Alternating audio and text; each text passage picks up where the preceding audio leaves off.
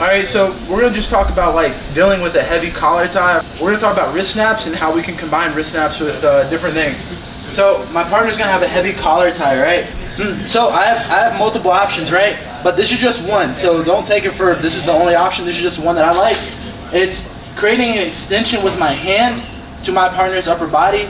Don't get too specific, just aim to connect to his body. Lots of times I end up on the trap, lots of times I end up on the chest, but regardless, I get my partner extended. Of course, snaps can totally work at the elbow. I'm not saying they don't. There's lots of different things you can do from there, but I like to snap from the wrist and protect my leg as I snap. So we can do that like Jordan Bros, where we don't keep the head, or we can do it more like Kyle Snyder, which is what I prefer because I'm a heavyweight, where I stay on the head and then I wrist snap.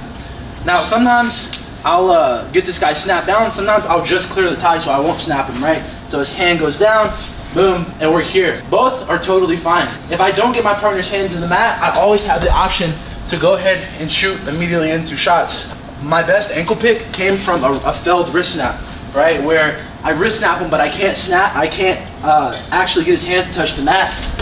So I do my ankle pick. I also do a cross ankle pick version where I move this, go ahead and switch your feet, where I go ahead and do that wrist snap into the cross pick. But either way, like the whole thing I want you to get from this is a wrist snap is pretty multi-directional.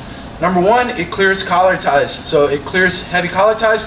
Number two, it gives you access to the neck, where if you're doing jiu-jitsu, that can be chokes or just getting behind. And number three, it gives you access to both legs. In a perfect world, I could decide which leg comes forward, but realistically, you can't, so you just kind of got to feel it out. Sometimes the left leg's gonna go forward, sometimes the right leg's gonna go forward.